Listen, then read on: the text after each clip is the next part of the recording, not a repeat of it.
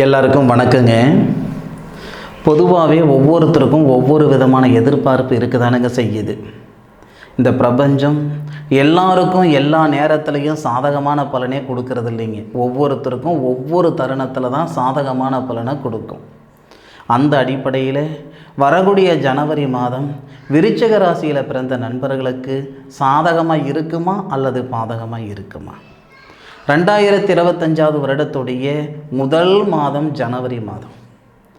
ஜனவரி மாதம் பிறக்கப்படக்கூடிய தருணம் ஜனவரி மாதம் 1ஆம் தேதி புதன்கிழமை அதிகாலை பூராடம் நட்சத்திரம்னு சொல்லக்கூடிய சுக்கிர பகவானுடைய சாரத்தில் தானுங்க இந்த மாதம் பிறக்கப்படுது. மாத கிரகம் சொல்லக்கூடிய சூரிய பகவான் விருச்சிக ராசிக்கு 10வது பாவகத்துக்கு அதிபதி. சொல்லப்போனால் விருச்சிக ராசி நண்பர்களுக்கு மட்டுமே இருக்கக்கூடிய மிகப்பெரிய பிராப்தம் என்னன்னா சூரிய பகவான் தொழில் ஸ்தானாதிபதியாக வர்றது. வேறு யாருக்குமே அந்த மாதிரி பிராப்தம் இல்லைங்க. விருச்சிக லக்னம் அல்லது விருச்சிக ராசிக்காரங்களுக்கு மட்டும்தான் சூரிய பகவான் தொழில் ஸ்தானாதிபதி. அப்போது சூரிய பகவான் மாத தொடக்கத்திலேயே ஜனவரி மாதம் 1ஆம் தேதியே உங்களுடைய ராசிக்கு விருச்சிக ராசிக்கு 2வது பாவகத்தில் தொழில் ஸ்தானாதிபதி தனஸ்தானத்தில் தனகாரகனுடைய ஆதிக்கத்தில் இருக்கக்கூடிய அற்புதமான தருணம். அதுபோக ஜனவரி மாதம் 4ஆம் தேதி உங்களுடைய ராசியில் இருக்கக்கூடிய விருச்சிக ராசியில் இருக்கக்கூடிய புதன் சூரிய பகவானோட சேர்ந்து புதனாதித்ய யோகமாக இருக்கக்கூடிய அருமையான தருணம்.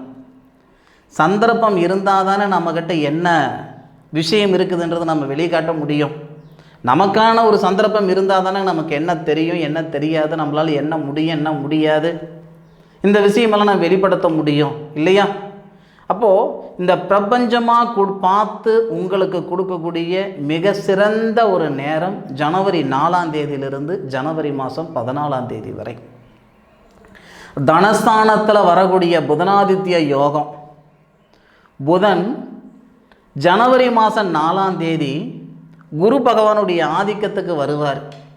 அப்போ குரு பகவான் ஏற்கனவே விருச்சிக ராசிக்கு 7வது பாவகன் சொல்லக்கூடிய கலசரஸ்தானத்தில் இருந்து விருச்சிக ராசிக்கு 11வது பாவகம் சொல்லக்கூடிய புதனுடைய வீட்டை பார்க்குறார்.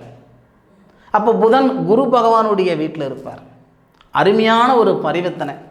அது மட்டும் இல்லை, புதன் மூலம் நட்சத்திரம் முதல் பாதத்தில் தான் ஜனவரி மாதம் 4ஆம் தேதி வராரு. மூலம் நட்சத்திரம்ன்றது கேது பகவானுடைய நட்சத்திரம். அப்போ கேது பகவானுக்கு புதன் வீடு கொடுத்துருக்கார். இங்கேயும் நல்ல ஒரு பரிவர்த்தனை.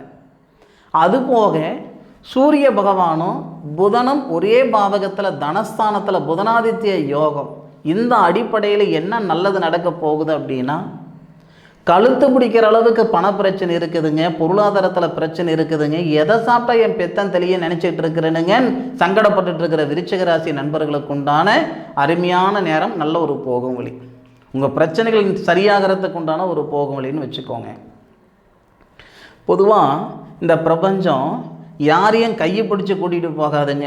இதுதான் நீங்கள் போகிற பாதை அப்படின்னு சொல்கிறதுக்கு ஆள் இருந்தால் மட்டும் போதுமானது இல்லையா? பொதுவாக இந்த விருச்சிக ராசியில் பிறந்தவங்க ஒருத்தர் நம்மளை கையை பிடிச்சி கூட்டிகிட்டு போகணும் அப்படின்னு நினைக்கவே மாட்டாங்க. இதுதான் நம்ம பாதம் தெரிஞ்சால் நமக்கு போதுமானது. ஜனவரி மாதம் 4ஆம் தேதியிலிருந்து ஜனவரி மாதம் 14ஆம் தேதி வரை 100% சாதகமான ஒரு தருணத்தை தரப்போகுது.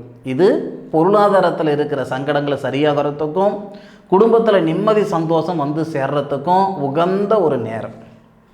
எத்தனையோ குடும்பத்தில் காசு பணம் இருந்தும் சங்கடத்துக்கு பஞ்சம் இருக்காது. ஆனால் ஜனவரி மாதம் 4ஆம் தேதியிலிருந்து ஜனவரி மாதம் 14ஆம் தேதி வரை பொருளாதாரத்தில் தொந்தரவுகள் இருந்தாலும் சரி பண்ணிவிடும். சரி பண்ணுறதுக்கான ஒரு தருணத்தை கொடுத்துவிடும் இந்த பிரபஞ்சம். இல்லை கணவன் மனைவிக்குள்ளே இருக்கிற சங்கடங்களாக இருந்தாலும் சரியாகிறதுக்கான ஒரு சூழலை ஏற்படுத்திவிடும். அதே மாதிரி விருச்சிக ராசியில் பிறந்தவங்க கேட்ட நட்சத்திரத்தில் பிறந்திருக்கிறேனுங்க, 4 வருஷமாக 5 வருஷமாக வரன் பார்த்துக்கிட்டு இருக்கிறேனுங்க, நான் பார்க்குற பொண்ணுக்கு தானுங்க கல்யாணம் நடக்குது, என்னை பார்த்துட்டு போகிற மாப்பிள்ளைக்கு தானுங்க எனக்கு கல்யாணம் நடக்குது, எனக்கு செட் ஆகலைங்கன்னு சங்கடப்பட்டுட்டு இருந்தீங்கன்னா, தனஸ்தானத்தில் நமக்கு புதனும் சூரியனும் சுக்கிர பகவானுடைய சாரம் சுக்கிரன்னா யாருங்க? திருமண ஸ்தானாதிபதிங்க, திருமண காரகனும் கூட. விருச்சிக ராசியில் பிறந்தவங்களுக்கு 7வது பாவகத்துக்கு அதிபதி சுக்கிரன், அவர் திருமண ஸ்தானாதிபதி, திருமண காரகனும் சுக்கிரன் தான். அந்த சுக்கிரன் சுபஸ்தானம்னு சொல்லக்கூடிய விருச்சிக ராசிக்கு 4வது பாவகத்தில் செவ்வாய், விருச்சிக ராசியாதிபதி செவ்வாவுடைய சாரத்தில் தானுங்க இருக்கிறார். அதாவது அவிட்டம் நட்சத்திரம் 3வது பாதத்தில் 303 டிகிரியில் இருக்கிறாரு சுக்கிரன். செவ்வாவுடைய சாரம் வாங்கிய சுக்கிரன் செவ்வாவுடைய பார்வையும் வாங்குவார், உங்கள் ராசிநாதனுடைய பார்வையும் வாங்குவார். அதுபோக உங்கள் ராசிநாதனுடைய நட்சத்திரத்திலையும் இருக்கிறார். இதனால் திருமணத்தில் இருக்கிற தடைகள் நீங்க போகுது. 6 வருஷமாக நீங்கள் வரன் பார்த்துக்கிட்டு இருந்தாலும் சரிங்க, 10 வருஷமாக நீங்கள் வரன் பார்த்து சலிச்சு போயிருந்தாலும் சரிங்க, ஜனவரி மாதம் 4ஆம் தேதியிலிருந்து ஜனவரி மாதம் 14ஆம் தேதிக்குள்ளார அந்த திருமணத்தில் இருக்கிற தடைகள் சரியாகிறதுக்கான வாய்ப்புகளை கொடுத்துப்படும். இந்த 10 நாளில் உங்களுக்கு கல்யாணம் ஆயிடுங்கன்னு நான் சொல்லலைங்க, கல்யாணம் ஆகிறதுக்கான பிரார்த்தத்தை இந்த பிரபஞ்சம் கொடுக்க போகுதுன்றேன். அதுக்கான ஒரு தருணத்தை, திருமணத்தில் இருக்கிற தடையை நீக்க போகுதுன்றனுங்க. சரியாக இந்த தருணத்தை நீங்கள் பயன்படுத்திக்கோங்க. அதுபோக பிரிஞ்சு போயிருந்த கணவன் மனைவி ஒன்று சேருவாங்க. அதே மாதிரி மறுமணத்துக்கு முயற்சி பண்ணிக்கிட்டு இருந்தாலும் இந்த நேர காலங்கள் உங்களுக்கு சாதகமாக இருக்கும். இதை விட ஒரு நல்ல விஷயம், சூரிய பகவான் தன்னுடைய சுய நட்சத்திரத்தில் ஏறும் பொழுது ஜனவரி மாதம் 10ஆம் தேதியிலிருந்து ஜனவரி மாதம் 14ஆம் தேதி வரை சூரிய பகவானுடைய சுய நட்சத்திரமான உத்திராடம் நட்சத்திரம், சூரிய பகவானின் 3வது நட்சத்திரம் அது. உத்திராடம் நட்சத்திரத்தில் சூரிய பகவான் வராரு. சுய தொழில் செய்யணுன்ற எண்ணம் இருந்தாலும் சரி, இல்லை இருக்கிற தொழிலை அதிகப்படுத்தணுன்ற எண்ணங்கள் இருந்தாலும் சரி, இல்லை ஒரு நிறுவனத்தை விட்டுட்டு வேறு நிறுவனத்துக்கு நான் மாற போகிறேனுங்க அப்படின்ற எண்ணங்கள் இருந்தாலும் சரி, வெளியூர் வெளிநாடு போகணுன்ற எண்ணங்கள் இருந்தாலும் சரிங்க, இது உங்களுக்கான நேர காலங்கள். ஜனவரி மாதம் 10ஆம் தேதியிலிருந்து ஜனவரி மாதம் 14ஆம் தேதி வரை தொழில் ஸ்தானாதிபதி தனஸ்தானத்தில், தொழில் ஸ்தானாதிபதியுடைய சுயசாரத்தில் உத்திராடம் நட்சத்திரம் முதல் பாதத்தில் 4 நாள் இருப்பார். 3 நாள் தானே கணக்கு. இந்த நேரத்தை நீங்கள் பயன்படுத்திக்கோங்க. ஜனவரி 10ல் இருந்து 14ஆம் தேதி வரைக்கும் சிறப்பான நேரம். அதுபோக ஜனவரி மாதம் 14ஆம் தேதியிலிருந்து ஜனவரி மாதம் 23ஆம் தேதி வரை அதே சூரிய பகவானுடைய சுய நட்சத்திரத்தில் தான் சூரிய பகவான் இருப்பார். சகோதர ஸ்தானத்தில் இருப்பார், தகரிய ஸ்தானத்தில் இருப்பார். தகரிய ஸ்தானத்தில் இருந்து சூரிய பகவானுடைய பார்வை உங்களுடைய ராசிக்கு 9வது பாவகத்தை பார்ப்பார். அப்போது பூர்வீக தொழில் செய்கிறீங்கன்னா அந்த நண்பர்களுக்கு இது சிறப்பான நேரம். என் அப்பா செஞ்ச தொழில் தான் செஞ்சுக்கிட்டு இருக்கிறேனுங்க, எங்கள் தாத்தா செஞ்சுக்கிட்டு இருந்த வேலை நான் செஞ்சுக்கிட்டு இருக்கிறேனுங்க, எனக்கு பரம்பரை தொழிலுங்க இது அப்படின்னா ஜனவரி 14ஆம் தேதியிலிருந்து ஜனவரி மாதம் 23ஆம் தேதி வரை உங்களுடைய தொழிலை நீங்கள் அதிகப்படுத்தலாம், விரிவுபடுத்தலாம். இருக்கிற வேலையை விட்டுட்டு வேறு வேலைக்கு போகலாமா?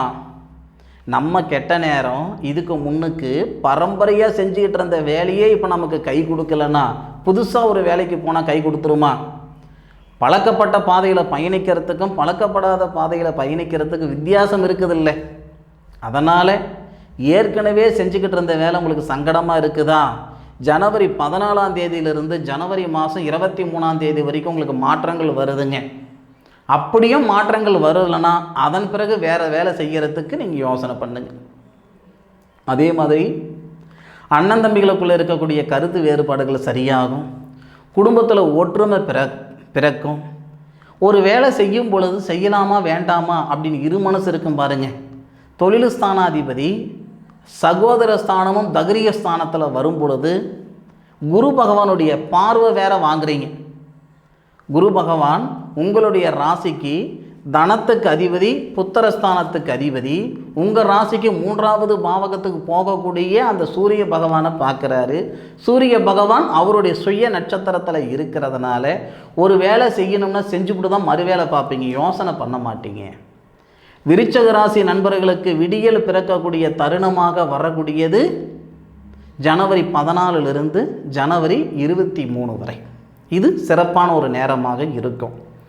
23 தேதிக்கு மேலே 31ஆம் தேதி வரை விஷ்ணு பகவான் அவதரித்த நட்சத்திரம்னு சொல்லுவாங்க. சந்திர பகவானுடைய சாரம், சந்திர பகவானுடைய சாரத்தில் சூரிய பகவான். அந்த சந்திர பகவான் விருச்சிக ராசி நண்பர்களுக்கு 9வது பாவகத்துக்கு அதிபதி, பிதிருஸ்தானாதிபதி. அப்போ பிதிருஸ்தானாதிபதியுடைய நட்சத்திரத்தில் பிதிருகாரகன் வரார். அப்பா இல்லாத பிள்ளைகளுக்கு இந்த தருணத்தை சரியாக பயன்படுத்திக்கோங்க. அதாவது ஜனவரி மாதம் 23 தேதிக்கு மேலே தான் சந்திரனுடைய சாரத்தில் சூரிய பகவான் வந்து சந்திரனுடைய இடத்தை பார்ப்பார். பிதிருஸ்தானாதிபதி நட்சத்திரத்தில் பிதிருகாரகன் வந்து பிதிருஸ்தானத்தை பார்க்கறது. விருச்சிக ராசி நண்பர்களுக்கு தகப்பன் இல்லாமல் ஒரு சிலர் இருந்தால் அவங்க ஜனவரி 23க்கு மேலே ஜனவரி 31க்குள்ளார உங்களுடைய தந்தையை எந்த இடத்துல அடக்கம் பண்ணியிருக்காங்களோ அந்த இடத்துக்கு போய் மனசார அவர் பிரியப்பட்டதெல்லாம் என்னவோ அது எல்லாமே வாழை இலையில் வாங்கி வச்சோ அல்லது செஞ்சு வச்சோ மனசார வழிபட்டுட்டு வாங்க. உங்கள் தந்தையுடைய முழுமையான அனுகிரகங்கள் உங்களுக்கு வந்து சேரும்.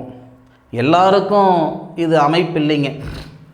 விருச்சிக ராசியில் பிறந்து தந்தையை இழந்தவங்களுக்கு இந்த பரிகாரம் சிறப்பான பரிகாரம். இது வருடத்துக்கு ஒரு முறை தான் இந்த மாதிரி ஒரு பிரார்த்தம் வருங்க. இது வந்துங்க ஆதாரம் இல்லாமல் சொல்லலை. பிதிருஸ்தானாதிபதின்னு சொல்லக்கூடிய சந்திர பகவானுடைய நட்சத்திரத்தில் பிதிருக்காரகன் சூரிய பகவான் பிதிருக்காரகன், அதாவது அப்பாவுடைய ஸ்தானம்ன்றது 9வது ஸ்தானம். 9வது ஸ்தானத்துக்கு அதிபதி நட்சத்திரத்தில் தான் அந்த பிதிருக்காரகன். பிதிருக்காரகன்னா சூரியன் தான் அப்பான்னு சொல்லக்கூடியவர். அவர் வந்து அவருடைய ஸ்தானத்தை பார்க்கறதுனால அப்பாவுடைய அனுகிரகங்கள் கிடைக்கணும்னா அந்த இடத்துக்கு போய் நீங்கள் வழிபடணும். இல்லை சார் நான் சிட்டியில் இருக்கிறேன் சார், எங்கள் ஐயாரை வந்து எரிச்சு விட்டாங்க, அதனால் எதுவும் எங்களால் பண்ண முடியாது அப்படின்னா உங்கள் வீட்லேயே அந்த 7 நாளில் 23ஆம் தேதியிலிருந்து 31ஆம் தேதிக்குள்ளார அவர் என்னைக்கு அவர் வந்து இந்த பிரபஞ்சத்தை விட்டு போனாரோ அந்த நாளில் ஒரு ஃபோட்டோ வச்சு ஒரு வாழையில போட்டு அவருக்கு பிரியமான விஷயம் எல்லாமே வாங்கி வச்சு அல்லது செஞ்சு வச்சு சமைச்சு வச்சு ஒரு புத்தாடை, ஒரு வேட்டி, ஒரு துண்டு வச்சு படைச்சி அது வந்து மற்றவங்களுக்கு கொடுக்காம, அந்த சாப்பாடு மற்றவங்களுக்கு கொடுக்காம உங்கள் வீட்டில் உள்ளவங்க உரியவங்க என்னவோ அதை சாப்பிடணும். அந்த துணிமணியை யாருக்காவது வந்து நீங்கள் தானம் பண்ணுங்க. வயதானவருக்கு தானம் பண்ணுங்க. வஸ்திர தானம்னு சொல்லுவாங்க. இதன் மூலமாக விருச்சிக ராசி நண்பர்களுடைய வாழ்க்கையில் மிகப்பெரிய மாற்றங்கள் வரும். தந்தை இழந்தவங்களுக்கு. இல்லை சார் எனக்கு அப்பா இருக்கிறாருங்க, அப்பாவுடைய உடம்புல இருக்கிற தொந்தரவுகள் சரியாகும். அல்லது பூர்வீக சொத்தில் சங்கடங்கள் இருக்குதுன்னா அந்த சங்கடங்கள் சரியாகிறதுக்கு உண்டான தருணமாக இருக்கும். அதாவதுங்க ஒவ்வொரு நேரத்துலையும் ஒவ்வொரு விதமான ஒரு மாற்றத்தை இந்த பிரபஞ்சம் தரதானுங்க செய்யுது. அது நமக்கு தெரியாமல் இருக்கிறதுனால தான் சங்கடம். இந்த பதிவு பார்க்குறதுக்கு முன்னாடி இந்த மாதிரி ஒரு பரிகாரம் இந்த நாளில் செய்யணும் அப்படின்றது உங்களுக்கு தெரியாது. இப்போ இந்த பதிவு பார்த்தனதுனால தான் தெரியுது. அந்த மாதிரி ஒரு சில நேரத்தில் உங்களுடைய சுய ஜாதகம் பாருங்கள். ஒரு தொழில் செய்யலாம்னு இருக்கிறீங்க, ஒரு கல்யாணம் பண்ணலாம்னு இருக்கிறீங்க, ஒரு வீடு வாசல் கட்டலாம்னு இருக்கிறீங்க. அந்த மாதிரி சூழலெல்லாம் அதுக்கான வாய்ப்பு இருக்குதா இல்லையான்றது உங்களுடைய சுய ஜாதகத்தை ஒரு முறை பாருங்கள். சரியா? விருச்சிக ராசியில் பிறந்த நண்பர்களுக்கு உண்மையிலேயே சொல்கிறேனுங்க, விடியல் பிறக்கக்கூடிய ஒரு தருணமாக வரக்கூடிய ஜனவரி மாதம் இருக்கும். அதில் மாற்று கருத்து இல்லை. இந்த பதிவு பற்றி உண்டான கருத்துக்களை கமெண்ட் பாக்ஸில் பதிவு பண்ணுங்கள். மீண்டும் அடுத்த ஒரு அற்புதமான தருணத்தில் உங்கள் அனைவரையும் சந்திக்கும் வரை உங்களிடமிருந்து விடைபெறுவது உங்கள் வீட்டு ஜோதிட நண்பனான மா காளிதாஸ் மணிகண்டன். திருச்சிற்றம்பலம். வாழ்க வையகம், வாழ்க வளமுடன்.